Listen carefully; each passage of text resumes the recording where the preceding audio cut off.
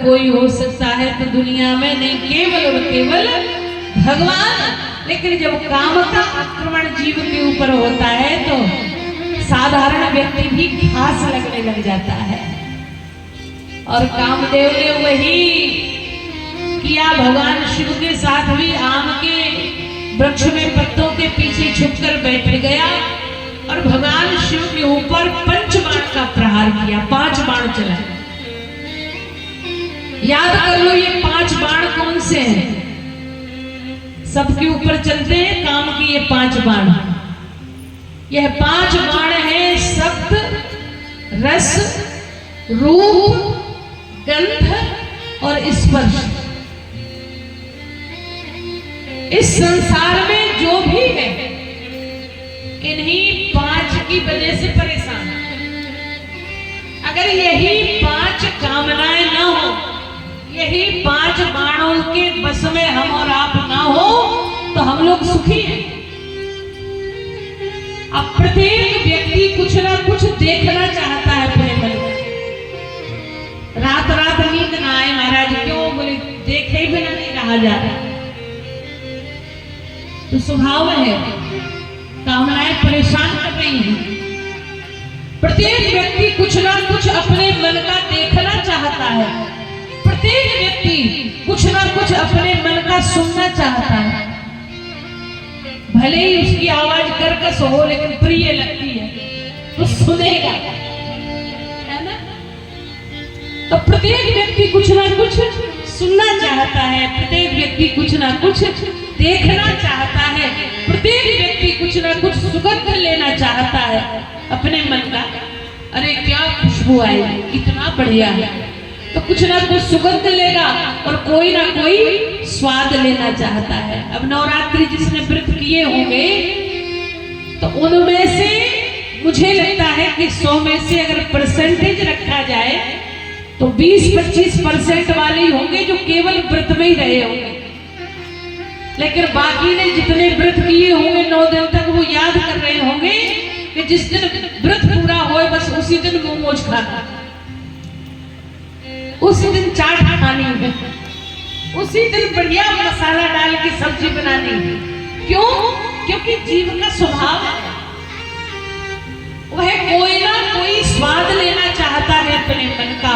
और 5वीं बात, प्रत्येक व्यक्ति कुछ ना कुछ स्पर्श करना चाहता है अपने मन का। लगता है उसको कि हमें यहीं पर शांति मिलेगी। यही 5 बाण है। और अच्छा दूसरी बात सुन लो कि अगर तुम आराम से सो रहे हो तो क्या ये कामनाएं आके हमें आपको परेशान करती हैं? करती हैं क्या?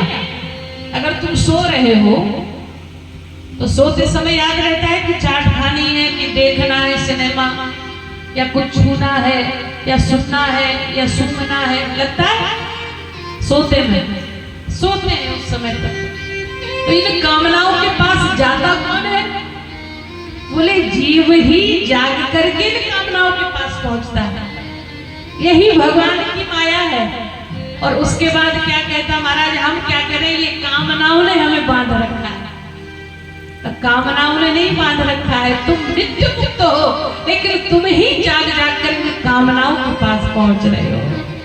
यही भगवान की माया है। अब आप कहोगे कि दीदी इसी दुनिया में रहना है तो मन कैसे बदले? हम लोग भी नहीं बदल पाते।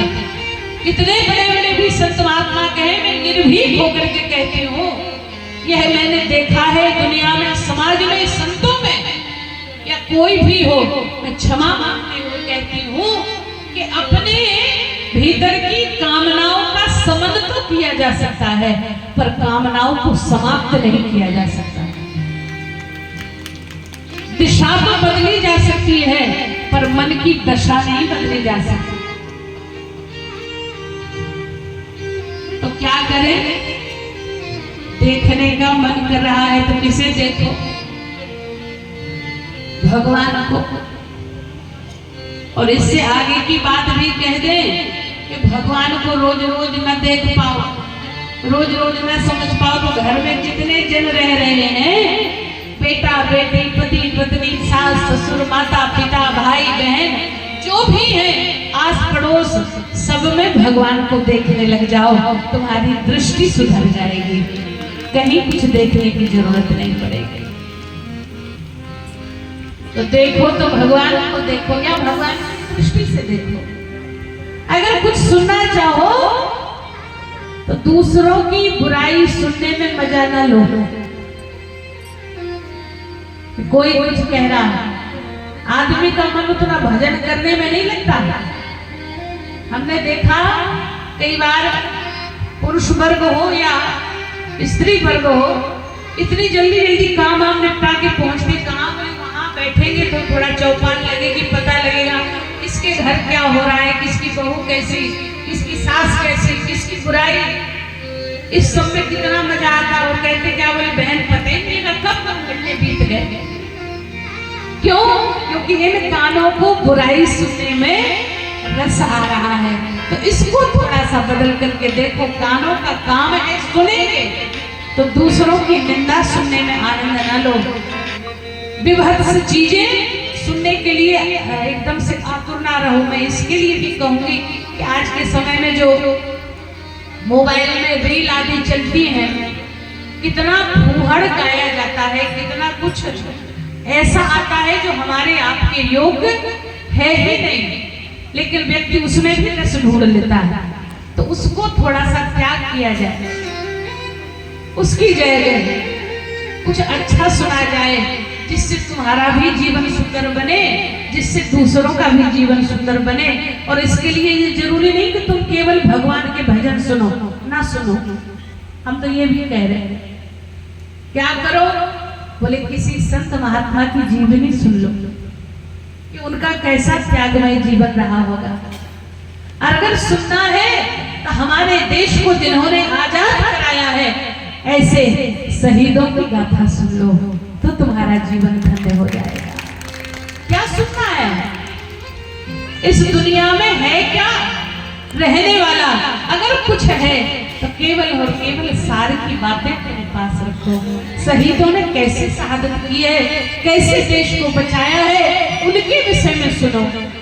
अगर सुनना हो तो अपने महापुरुषों के बारे में सुनो। महाराणा प्रताप, वीर शिवाजी को सुनो, अपने इतिहास को जानो। जो काला इतिहास लोगों ने तुम्हें पढ़ा रखा है, सुना रखा है, उसको छोड़ करके वह सत्य सुनो जो आज सनातन धर्म की कृपा से प्रकट होकर के आया है। तब जीवन सुंदर बनेगा।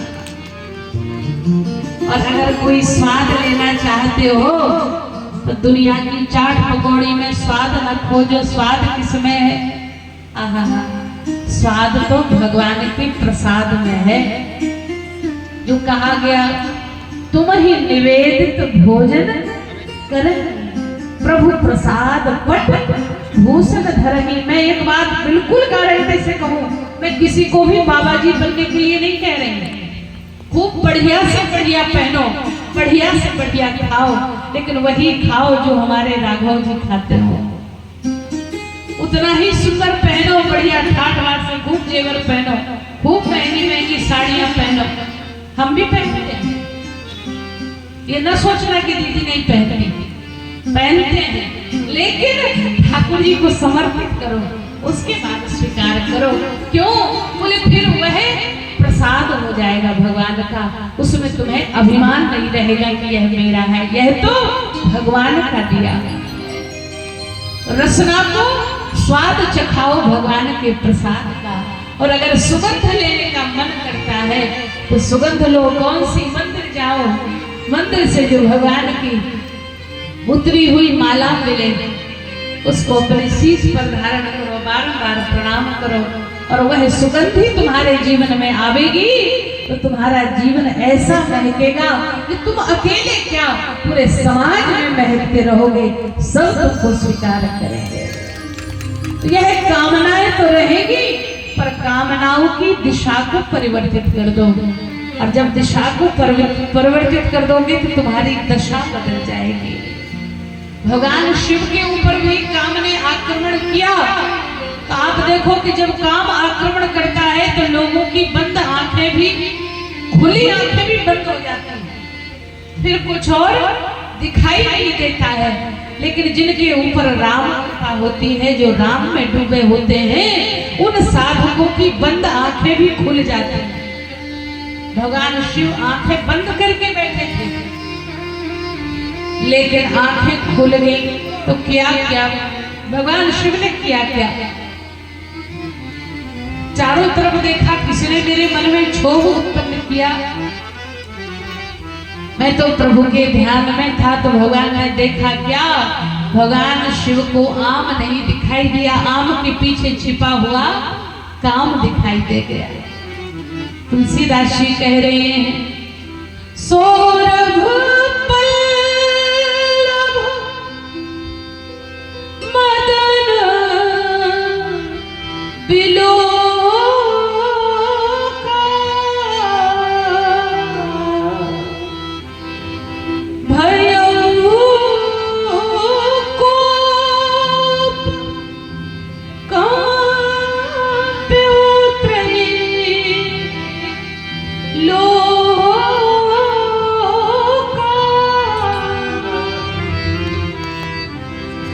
बंद आंखें भी खुल गई, तब शिवती